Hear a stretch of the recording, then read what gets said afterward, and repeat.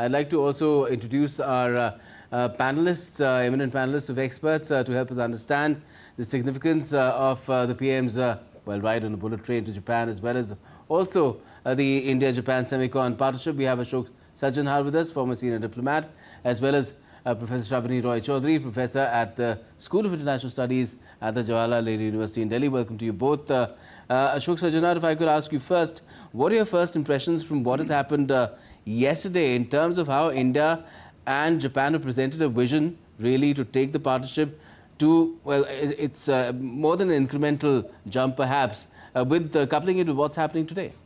Yeah, thank you very much. What I would say as opening remarks, it's a very significant visit. This is the 15th annual summit between the two countries.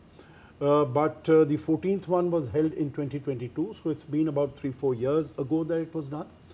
And the global circumstances under which the visit is taking place, I think that is very different, that is very unusual, that is very special today. And in that context, dealing with all the challenges and using all the opportunities, transforming the challenges into opportunities, I think that is what we have seen in these two countries. They are big democracies, they are big economies, and the way they have, in a variety of areas that they have engaged in the partnership in terms of whether it is the economic security initiative, because that is what we are talking about, in terms of the weaponization of supply chains that has been taking place, in terms of that is from the western neighbor of Japan, from China. We've seen that in the wake of the COVID-19 pandemic. After that, we saw how the supply chains were weaponized. And in more recent terms, even India has been at the receiving end of that, whether it is, and not only India, there are a large number of countries in terms of exports of critical materials, rare earths, magnets, as far as India is concerned, fertilizers, tunnel boring machines, there are a whole host of items. So how to have your economies resilient and make reliable supply chains? India and Japan, and along with Australia, had entered into a resilient supply chain initiative in 2021, just after the COVID-19 pandemic. But of course, right now, their whole area has developed and has evolved. And if you look also at how the tariffs have been weaponized from across the Atlantic, I think that is also a challenge. So whether it is economic security initiative, it is security and defense, to deal with the emerging challenges in the Indo-Pacific, I think that is a huge takeaway from this. Mark, what you had said about 10 trillion yen of investment, private sector investment into India, that translates into about $70 billion over the next 10 years. That's going to be huge, because if you see the investment from 2000 till about now, it has been about $40 billion. So we are talking virtually, 1.8 times, 1.7 times of that over the next 10 years. Indeed. And the areas that have been identified, that we've been talking about, whether it is semiconductors, it is quantum computing, it is climate change, it is AI, all these. So I think this is, I think the statement by the Prime Minister was very illustrative, that Japan is a tech powerhouse and India is a talent powerhouse. So we can provide scale to whatever is happening. Indeed. And possibly the last word that I could say is that it is also a futuristic plan that has been set up. 10-year vision, 10-year roadmap in terms of taking our economic cooperation and partnership forward. I think that will stand both, not only the two countries and the people of the two countries in good stead, but also the region, as well as peace, security and prosperity in the world. Professor Roy Choudhury, when we look at the train ride, they've just had that train ride, the symbolism that comes out of it, also the diplomatic message perhaps. Infrastructure is key in this relationship, and we're talking about some serious futuristic infrastructure.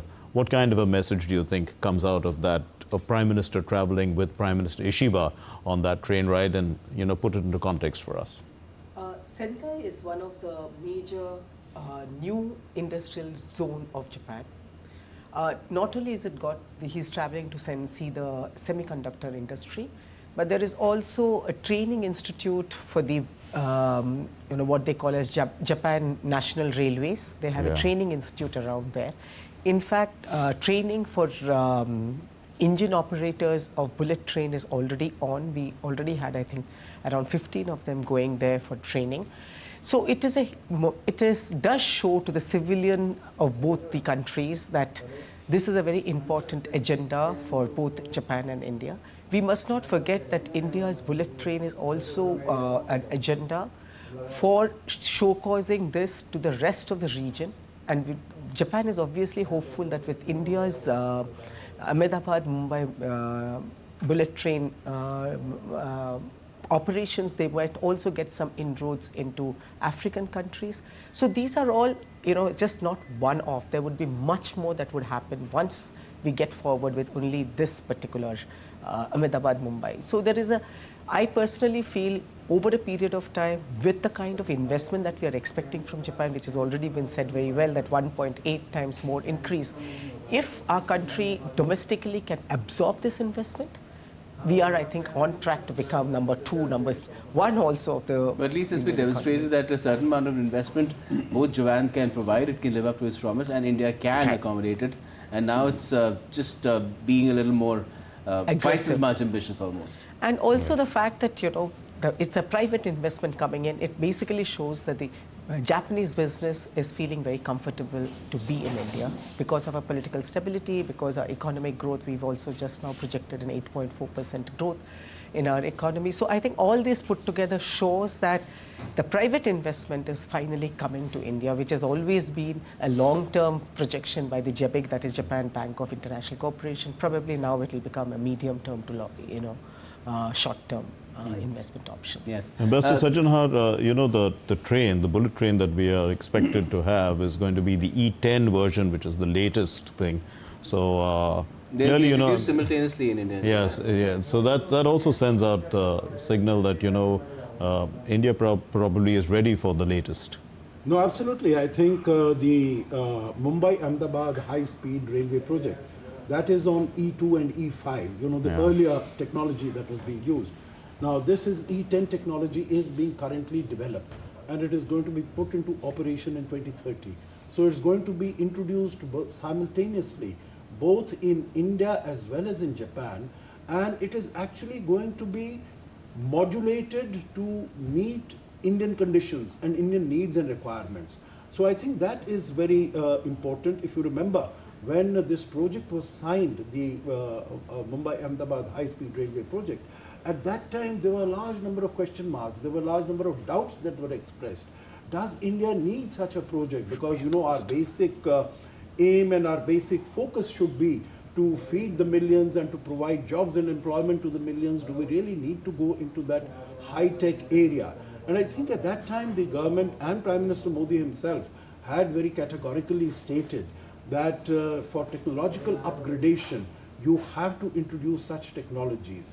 And I think while speaking about this in Japan to the business leaders and the captains of industry yesterday, this is what he said, new technology was introduced in India in the 80s when Maruti Suzuki came here. And you see where it has led us. And the experience of Japan coming to India in the area of manufacturing has been very positive, has been very encouraging. So I think the introduction of E10 and of course the introduction of this Mumbai-Ahmedabad high-speed railway project, 508 kilometers next year, I think it's going to be on rails at running at a speed of 320 kilometers per hour, which is, for Indian standards, it is very, very high. And E10 will be running even at a higher speed of about 420 kilometers per hour. So I think this technological upgradation, as in one of the earlier, when talking about Viksit Bharat, what the Prime Minister had said, that, India had missed out on the Industrial Revolution train, because India was at that time a colony of the British. So we could not take full advantage of it. But today we are free, and today we will be at the vanguard of the technological revolution, because that is what is going to determine what Yes. the positioning of different countries is. And definitely E10 and the other technologies, semiconductor, AI that we are talking about, that will play a very significant role in taking the country forward. I just want to stick to trains for a while, because India already now has, Professor Roy Choudhury, a network of semi-high-speed trains, you know, the Vande Bharats. Do you feel that that is also a big opportunity? I mean, this is a high-speed project. It has its own, modalities there, costs and everything. So everything can't be high-speed. But perhaps some of the technology can be applied to expand the semi-high-speed network as well, and perhaps even take it to freight and cargo. Definitely, I think the Vande Bharat is also a great example of semi-speed thing, and it has become very popular. If you travel by it, at least for a person who's traveled in Japan, I feel it's almost similar to what I experience in Japan. The speed might be less. What is also important is, I think we've not worked on the using cargo networking system, which is caters to what is called just-in-time concept of Japan. And with these kind of changes, I'm sure cargo would also increase. But I think what Japan is also looking at is waterways, you know, our riverways, because that is usually cheaper. It has lesser issues of carbon emissions. So Japan is very keen to also promote waterways within India. And I think this is one place where a lot of new projects would turn up, considering the kind of $68 billion that we are seeing being invested. I think waterways would be one connectivity that has not been in the forefront so far, will come into the forefront. And this will also be in the domain which urban transport is moving. It will be smoke-free and mostly electric? Exactly. It is because Japan already has it within itself that they've always considered, if you look at their energy policy, that the waterways is supposed to be the cleanest, cheapest, and only a little more time-consuming in Japan. But I think in Indian context, it might not really be that difficult, because Japan has a much more difficult waterways navigation system than ours. We are much more, if you see the Ganga, especially if you move from Delhi to say Kolkata, the entire route can be very smooth, in the sense it's very steady water flow, not what Japan faces.